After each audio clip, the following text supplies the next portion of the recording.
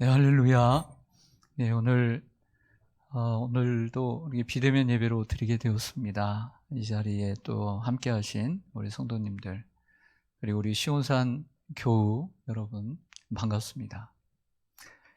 지난 한 주간은 매서운 추위 가운데 우리가 한 주간을 보냈습니다.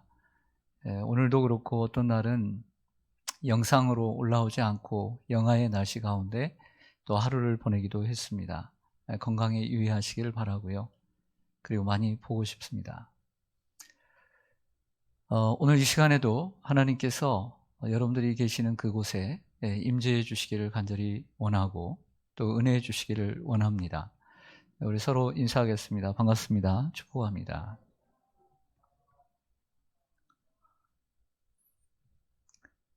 (2020년) 맞이하는 성탄절은 그 어느 해에 비해서 성대하지도 요란하지도 않을 것 같습니다.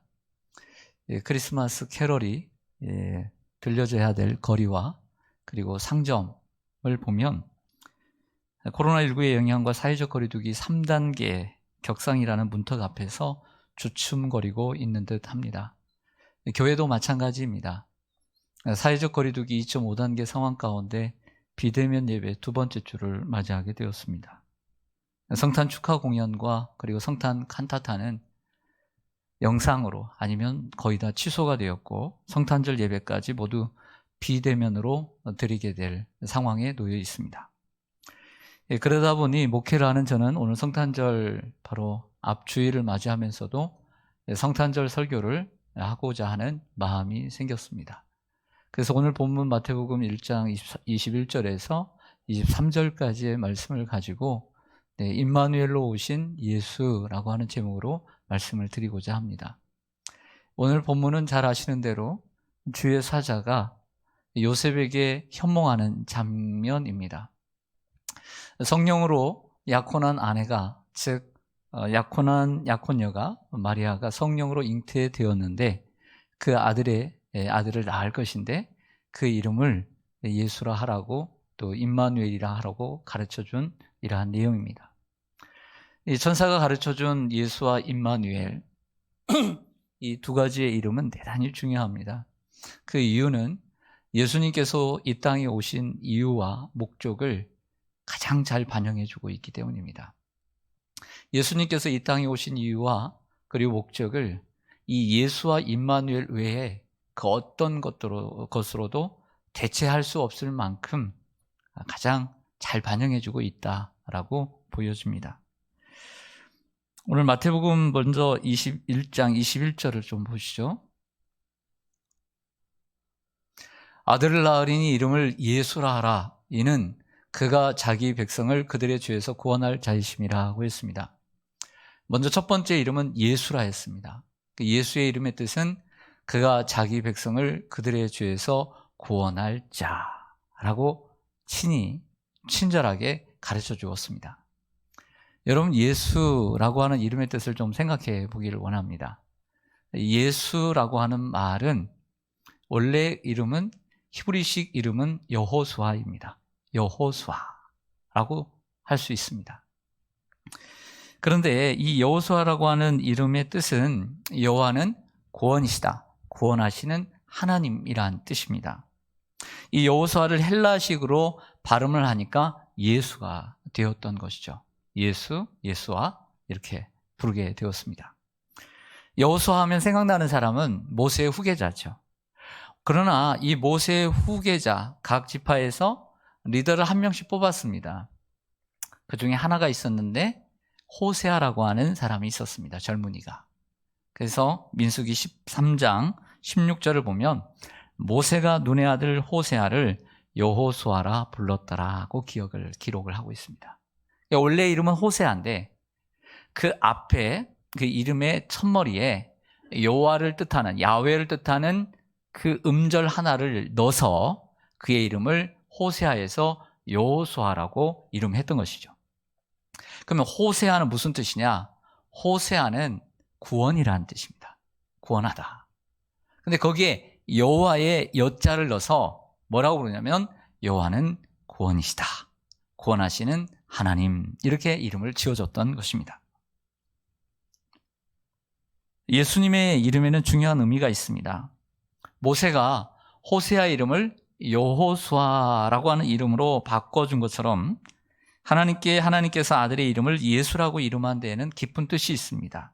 그것은 그 예수님을 통해 자기 백성들을 그들의 죄에서 구원할 분으로 세워주셨다라고 하는 것입니다. 하나님께서 세상을 구원하시기 위해서 아들 예수님을 우리에게 보내주신 줄로 믿습니다. 이것이 가장 큰 성탄의 의미입니다. 예수님이 이 땅에 오신 이유입니다. 그래서 제가 차준사님한테 오늘 예배전 찬양에 오늘 이 찬양을 불러달라. 그래서 예수님이 이 땅에 오신 이유라고 하는 찬양을 우리가 불렀던 것입니다. 신학자 로웰 레신이라고 하는 사람이 인간에게 가장 필요한 것이라는 글에서 이렇게 말을 합니다. 한번 들어보세요. 인간에게 필요한 것이 만약 지식이었다면 하나님은 세상을 이처럼 사랑하사 교육가를 보내주셨을 것입니다. 인간에게 필요한 것이 건강이었다면 하나님은 세상을 이처럼 사랑하사 의사를 보내주셨을 것입니다. 만약 인간에게 필요한 것이 즐거움과 쾌락이었다면 하나님은 세상을 이처럼 사랑하사 연예인을 보내주셨을 것입니다. 하지만 인간에게 필요한 것은 죄사함이었습니다. 죄의 용서 없이 우리는 편안하게 눈을 감지 못하고 죄사함 없이 우리는 마지막 날 하나님 앞에 설 수 없습니다. 죄사함 없이는 우리는 천국을 바라볼 수 없습니다. 그래서 하나님은 세상을 이처럼 사랑하사 우리에게 구세주를 보내주셨습니다. 할렐루야. 성도 여러분, 하나님 우리에게 필요한 것이 무엇인지 잘 알고 계십니다. 우리에게 인간에게 필요한 것은 죄사함을 통한 구원이었습니다. 인류의 조상 아담이 에덴 동산에서 죄를 범했습니다. 죄를 범한 이후에 모든 인간은 자연적으로 죄를 지을 수밖에 없는 죄의 본성을 가지고 태어납니다. 그래서 죄인이라고 합니다. 영원한 멸망에 빠질 수밖에 없게 되었습니다. 하지만 하나님은 영원히 멸망에 빠질 수밖에 없는 우리 인간을 사랑하사 창세기 3장 15절을 보면 여자의 후손을 통하여서 우리를 구원하시겠다라고 하는 계획을 세워두셨습니다. 이게 바로 원복음입니다. 그 계획을 또한 성취하기 위해 성령으로 잉태되어 동정녀 마리아의 몸을 통해 이 땅에 예수님이 탄생하셨습니다. 이는 예수님의 탄생이 흠없고 또 순결하며 죄에 얼룩이 없게 하기 위함이기도 했습니다. 그 죄 없으신 몸이 우리의 죄를 속량하시기 위해서 십자가에 못 박혀 죽으셨습니다. 그리고 누구든지 그 십자가에 달리신 예수를 믿기만 하면 죄사함을 받고 구원을 얻게 되었습니다. 요한복음 3장 14절 15절 보시죠. 예수님께서 이렇게 말씀하셨습니다. 모세가 저 광야에서 뱀을 든 것 같이 인자도 예수님도 들려야 할 것이다. 이는 그를 믿는 자마다 영생을 얻게 하려 하심이라고 했습니다. 광야 시대에 불뱀이 나타나서 이스라엘 백성들을 물었습니다. 다 죽어갑니다. 하나님 앞에 기도합니다. 모세가. 그러자 큰 장대 위에 구리뱀, 놋뱀을 만들어서 세우라. 그리고 뱀에 물린 자들이 그 놋뱀을 바라보면 살리라. 그래서 살아났어요. 바로 이와 같이 즉 십자가에 달리신 예수를 믿기만 하면 영생을 얻으리라 라고 약속해 주셨습니다. 사도행전 4장 11절과 12절을 보시겠습니다. 사도 바울이 베드로가 이렇게 얘기합니다. 이 예수는 너희 건축자들의 버린 돌로서 집 모퉁이의 머릿돌이 되었다. 예수님은 사람들이 집을 짓는데 건축자들이 이건 필요 없다라고 버렸어요. 사람들이 예수를 버렸다는 거예요. 십자가에 버렸다.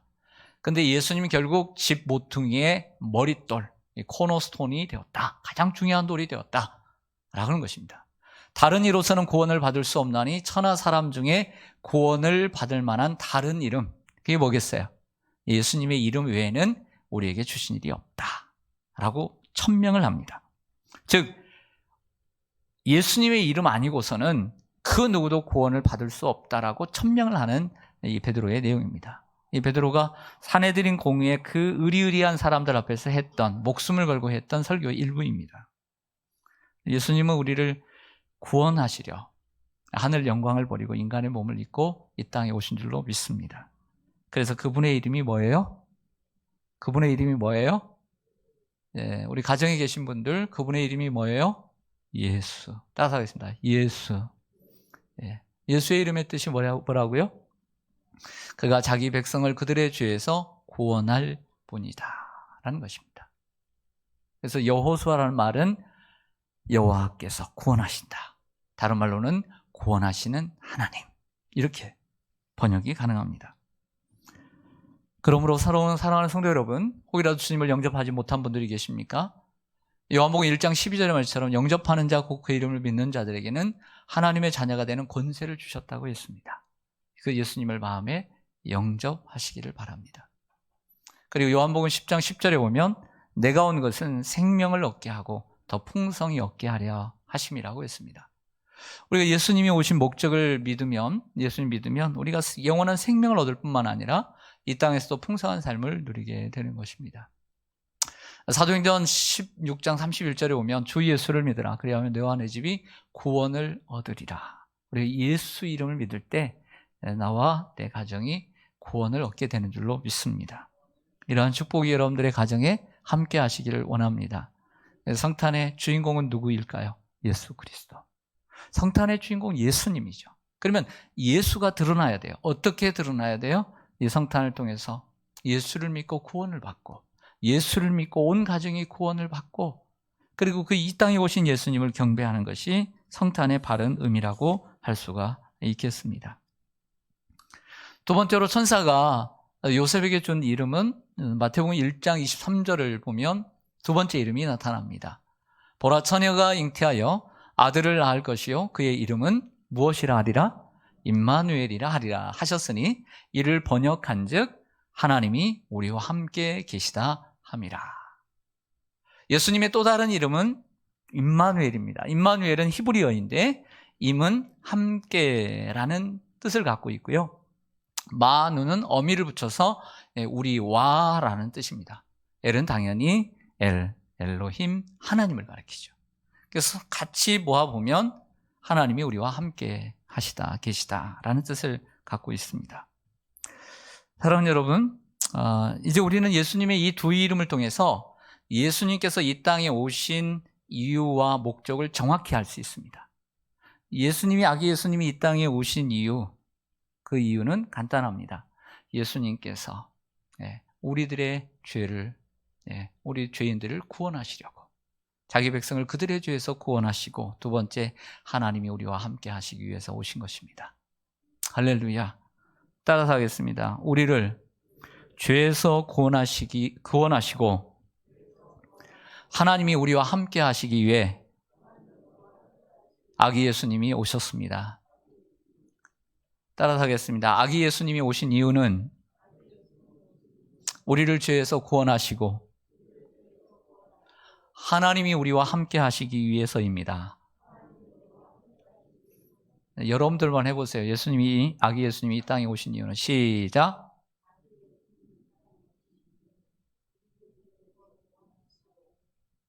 하나님이 할렐루야. 우리가 듣는 데 익숙하다 보니까 듣는 것을 내 입으로 고백할 수 있어야 돼요. 한국교회 성도들이 우리 교회뿐만 아니라 이게 부족해요.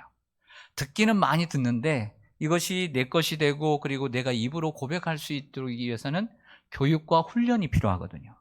근데 이게 부족해요. 이것을 우리가 하기 위해서 제가 이렇게 반복을 시키는 겁니다. 아기 예수님이 이 땅에 오신 이유는 예수라는 이름과 임마누엘이라는 이름 속에 다 들어있는 거예요. 우리를 죄에서 구원하시고 하나님이 우리와 함께 하시기 위해서 예수님이 오셔서 더 이상 필요가 없는 거예요. 그런데 우리가 여기서 놓치지 말아야 할 중요한 것이 있습니다. 그것은 21절과 23절을 이어주는 22절입니다. 한번 보시죠. 이 모든 일이 된 것은 주께서 선지자로 하신 말씀을 이루려 하심이니 이르시되, 이렇게 말씀해요. 보라, 처녀가 잉태, 이렇게 나가는 거죠. 여기에 나타난 선지자는 잘 아시는 대로 이사야 선지자죠. 그리고 거기에 이 선지자로 하신 말씀은 여러분들 잘 아시는 대로 이사야 7장 14절 보라 처녀가 잉태하여 아들을 낳을 것이요. 처음 등장했던 이사야 7장 14절인 것을 알고 있을 것입니다. 우리가 잠깐 이거 좀 공부를 하기를 원합니다. 이사야 7장 14절에 나오는 것을 우리가 징조, 임마누엘의 징조라고 이야기를 합니다. 처녀가 아들을 낳을 것인데 그 이름을 임마누엘이라 했던 것이죠. 이 징조는 누구에게 지어졌냐면 남유다의 왕 중에 아수르의 아들인 아하스에게 주어진 징조입니다. 주전 735년 아람과 북이스라엘이 연합해서 이 조그만한 남유다를 치려는, 연합군들이 치려는 상황 가운데서 아하스에게 주어진 징조였습니다. 그래서 그 처녀가 잉태하여 아들을 낳았는데 이 아들이 장성하기 전에 하나님께서 이 연합군을 멸할 것이라고 하나님께서 약속해 주신 본문입니다. 어떻게 보면 이 징조는 아기 예수님의 탄생과는 전혀 무관한 것처럼 보이지만 이사야서에서 임마누엘이라는 단어가 7장 14절에 한 번으로 끝나는 것이 아니라 8장과 9장에 계속 7장, 8장, 9장에 계속 나오는 내용을 추적하다 보면 예수님과 상관이 있음을 알게 됩니다. 보시죠. 이사야 7장 8장 7절입니다. 8장 7절에 보면 그러므로 주 내가 흉용하고 창일한 큰 하수 곧 아수르 왕과 그의 모든 위력으로 그들을 뒤덮을 것이라. 그 모든 골짜기에 차고 모든 언덕에 넘쳐 흘러 유다에 들어와서 가득하여 목에까지 미치리라. 임마누엘이여 그가 펴는 날개가 내 땅에 가득하리라 하셨느니라. 제가 설명해 드릴게요. 아람과 시리아와 그리고 북이스라엘이 연합해서 남유다를 치러 옵니다. 그런데 하나님께서 아수르라고 하는 제국을 통해서 그들을 멸하시게 됐다는 것입니다. 그런데 또 이 아수르는 욕심을 부려서 이 남유다까지 흘러 들어오게 되고 가득하게 되고 이 목에까지 미치게 되지만 임마누엘이여 그가 펴는 날개가 이 남유다에 가득하리라. 이런 말씀이에요. 위협이 계속될지라도 하나님이 우리와 함께 하셔서 그분의 날개로 이 남유다를 지켜주실 것이다. 이렇게 말씀하고 있는 것이죠. 우리가 위험에 처해 있어도 임마누엘 하실 줄로 믿습니다.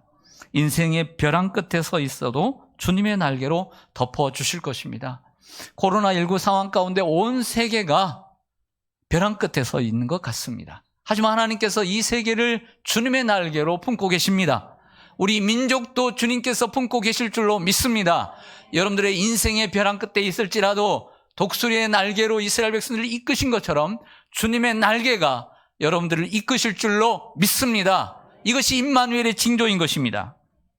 계속해서 임마누엘을 보여줍니다. 이사야 8장 10절을 보면 너희는 함께 계획하라. 그러나 끝내 이루지 못하리라.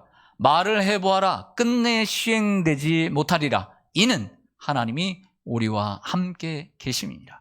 여기에 너희와 우리가 구분됩니다. 너희는 남유다를 고통스럽게 하는 아수르 혹은 그 주변의 강대국들입니다. 그들이 아무리 계획하고 그들이 남유다를 치려 할지라도 이루지 못할 것이고 시행되지 못할 것이라는 거예요. 왜냐하면 임마누엘 하시기 때문이다 라고 말씀하고 있는 것이죠. 이러한 임마누엘은 이사야 7장 14절에 시작했던 이 임마누엘은 보라 처녀가 잉태하여 아들을 낳을 것이라고 하는 이 임마누엘은 여기서 끝나지 않고 9장에 넘어가서 9장 6절에 한 아기가 우리에게 남의 한 아기로 갑니다. 그리고 이사야 11장 1절에 보면 이새의 아들에게서 한 싹, 한 나무의 가지, 그 한 싹과 가지로 이어지게 되죠. 여기에 이새는 다윗의 아버지 이름이죠. 결국 당연히 그 아기는 다윗의 자손 예수 그리스도의 탄생을 얘기하는 것이죠. 예수 그리스도가 이 땅에 오심으로 임마누엘, 하나님이 우리와 함께 하시게 된 줄로 믿습니다. 하나님 우리와 함께 하시길 창세 때부터 오랫동안 계획하셨고 기다려 오셨습니다. 예수님이 이 땅에 오셔서 십자가에 죽으시고 부활하시고 그 죄의 문제를 해결해 주심으로 하나님이 그 계획이 이루어지게 되었고 우리와 함께 하시게 되었던 거죠. 그러므로 예수님의 탄생과 예수님의 삶은 결국 임마누엘의 완성이 되었습니다. 성도 여러분, 인간은 범죄함으로 하나님과 멀어지게 되었습니다. 그리고 하나님과 함께 할 수 없었습니다. 자, 오늘의 주제는 하나님과 함께 하는 것입니다. 이해 가시죠? 자, 인간이 죄를 범했습니다. 그리고 하나님과 함께 할 수 없었습니다. 왜 그럴까요? 하나님은 거룩하신 분이기 때문이에요. 그래서 하나님은 죄와 함께 가할 수가 없는 분이기 때문에 죄인인 인간은 하나님과 함께 임마누엘을 할 수가 없었던 것이죠. 하지만 하나님은 동시에 사랑의 하나님이세요. 거룩하신 정의의 하나님이시지만 사랑의 하나님이시기에 인간을 구원하시고자 하는 마음이 넘치는 거예요. 그래서 인간을 구원하려고는 계획을 세우셨던 거죠. 그래서 그 죄의 문제를 해결해 주시기 위해 독생자를 보내주심으로 죄의 문제를 해결해 주셔서 하나님과 함께하게 되었습니다. 이것이 바로 하나님께서 예수 그리스도를 통해서 우리에게 보여주신 고귀한 사랑입니다. 그러므로 성탄은 이 하나님의 오래된 경륜과 계획이 이루어지고 그리고 하나님이 우리와 함께 하시기 위한 완성으로서 하나님의 사랑으로서 아기 예수님이 오신 날이니까 그것을 기억하고 그러면 우리는 어떻게 해야 할까요? 첫 번째, 하나님께 가까이 나아가야 합니다. 따라가겠습니다. 하나님께 가까이 나아가야 합니다. 하나님은 저와 여러분에게 다가오시기 위해 얼마나 많은 열심을 내셨는지 모릅니다. 외아들 예수님을 십자가에 내주시기까지 하면서 우리에게 가까이 다가오셨습니다. 그러므로 우리도 하나님을 당연히 가까이 해야 합니다. 하나님 우리에게 가까이 다가오실 이유가 없지만 오시기 위해서 얼마나 오랫동안 계획하시고 준비하시고 기다리셨습니까? 그리고 수고하셨습니까? 열심을 내셨습니까? 당연히 우리도 하나님께 가까이 가도록 노력해야 합니다. 야고보서 4장 8절 상반절을 보면 하나님을 가까이 하라. 그리하면 너희를 가까이 하시리라. 하나님을 가까이 하라는 거예요. 시편 73편 28절에 보면 하나님을 가까이 함이 내게 복이라 라고 말씀을 하고 있습니다. 수많은 역사와 수많은 사건을 통해 하나님 우리에게 가까이 하시기 위해 수많은 열심을 내셨습니다. 하나님의 열심입니다. 그리고 끝내 예수님을 통해 우리와 함께 하시게 되었습니다. 구약시대처럼 짐승의 피가 필요 없게 되었고 그리고 제사장도 없이도 하나님 앞에 직접 나아가 예배드리고 그리고 기도도 하게 되었습니다. 죄로 인해 죽었던 우리가 종의 몸에서 예수의 피로 자유의 몸이 되었고 죄에서 해방을 얻게 되었습니다. 그러므로 우리가 얻은 자유로 인해 방종의 기회로 삼지 말고 하나님께 가까이 나아가는 기회로 힘써야 될 줄로 믿습니다. 잠언서 8장 17절에 이렇게 말씀합니다. 나를 사랑하는 자들이 나의 사랑을 입으며 나를 간절히 찾는 자가 나를 만날 것이니라. 우리 하나님을 사랑하는 사람이 사랑을 입는 거예요. 간절히 찾는 자가 만나는 거예요. 예수를 한번 믿고 구원을 얻었다고 해서 분명히 그 사람은 구원을 얻었죠. 하나님이 떠나진 않죠. 맞습니다. 하나님이 떠나진 않지만 하나님과 친밀한 교제를 나눈다는 보장은 없는 거예요. 우리 모두 대부분 80, 90%는 구원을 받은 줄로 믿습니다. 스스로 여러분들은 구원을 받았다고 생각합니다. 질문합니다. 하나님과 친밀하십니까? 정말 하나님과 친밀하십니까? 서먹서먹함이 없으십니까? 거리감이 없으십니까? 그 관계를 유지하는 것이 필요합니다. 그래서 하나님을 사랑해야 되고 하나님을 간절히 찾아야 합니다. 여러분은 하나님을 사랑하는 데 힘쓰고 계십니까? 그리고 하나님을 간절히 찾는 데 힘쓰고 계십니까? 하나님 앞에 나아가는 것, access to God, 하나님 앞에 나아가 예배하는 것을 정말 간절히 원하고 계십니까? 그 예배하는 그 시간을 세상의 어떤 시간보다 정말 소중히 여기며 하나님 앞에 나아가고 계십니까? 세상의 그 어떤 시간보다 하나님 앞에 나아가 기도하는 시간을 가장 소중한 시간으로 삼고 계십니까? 만약 그런 분들이 계신다면 하나님은 분명히 여러분들을 사랑해 주실 것입니다. 그리고 분명히 그분들을 하나님은 만나 주실 것입니다. 우리와 함께 하시기 위해 하나밖에 없는 외아들 예수 그리스도를 이 땅에 보내주신 하나님을 생각한다면 이게 복음의 핵심이잖아요. 어찌 우리가 하나님을 가까이 하지 않을 수가 있을까요? 이것이 바로 성탄의 계절에 우리가 해야 할 일이 아닐까요? 코로나19 상황이지만 또 어려운 경제, 어려운 상황들이 있지만 하나님 앞에 나아가는 일에 항상 힘쓰는 계기가 되기를 간절히 소망합니다. 두 번째로는 우리가 해야 할 일, 그 하나님의 사랑을 생각할 때 참마음과 온전한 믿음으로 나아가야 합니다. 따라서 하겠습니다. 참마음과 온전한 믿음으로 나아가야 합니다. 우리가 생판 모르는 사람들과 어떻게 한 공간에서 또 어떤 일로 만나게 됩니다. 그러다가 친구가 됩니다. 우정을 쌓기도 합니다. 어떤 사람은 연인으로 발전하기도 합니다. 어떤 사람은 정말 잊지 못하는 사제지간이 되기도 합니다. 어떤 사람은 평생 함께 하고 싶어서 부부의 연을 맺어서 살기도 합니다. 가까워지는 데는 다 이유가 있습니다. 가까워졌다는 말은 함께 할 수 있다는 것입니다. 그러나 사람은 항상 그 좋은 친밀한 관계가 유지되지는 않습니다. 관계가 틀어지기도 하고 멀어지기도 하고 서먹서먹해지기도 합니다. 매일 하루에 한 번 얼굴을 못 보면 안 되는 것도 잊혀지기도 합니다. 전화통화라도 한 번 해야 목소리라도 들어야 했던 사람들이 이제는 멀어지는 사람들도 있습니다. 그것도 또한 이유가 있습니다. 이유를 해결하지 않으면 서먹서먹한 관계가 되고 맙니다. 하나님과의 관계도 마찬가지라고 생각을 해요. 우리가 하나님과 멀어진 이유를 생각해 봅니다. 인간이 하나님과 멀어진 이유는 무엇 때문이었습니까? 정답은 한 글자입니다. 한글로. 제가 물을 때 답을 좀 해주세요.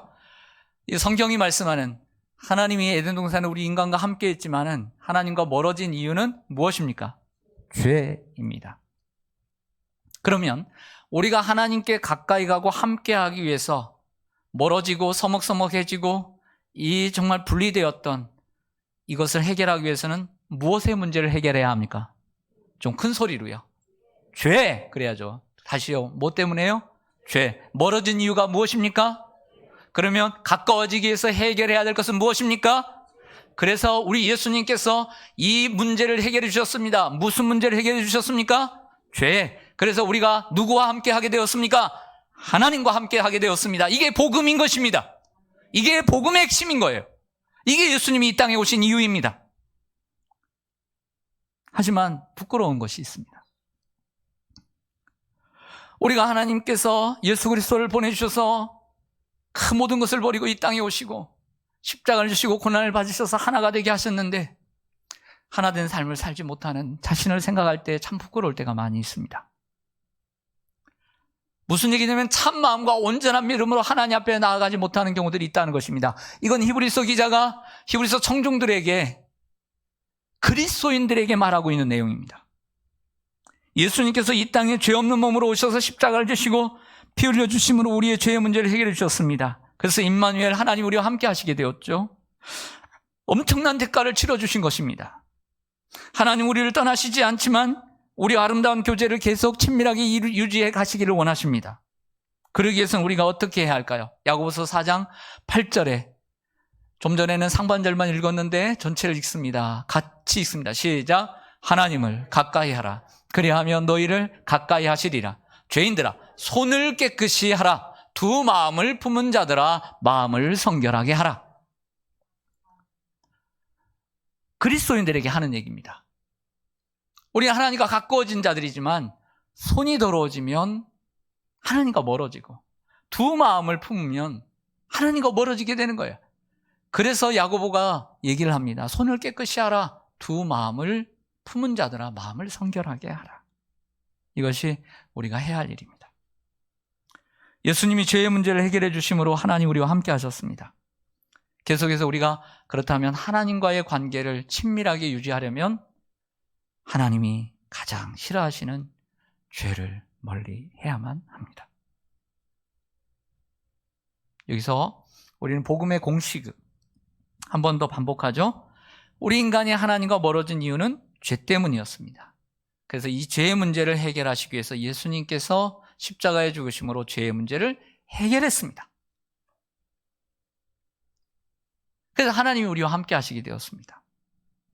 근데 다시 멀어지는 이유도 죄 때문입니다. 하나님은 걸어가시게.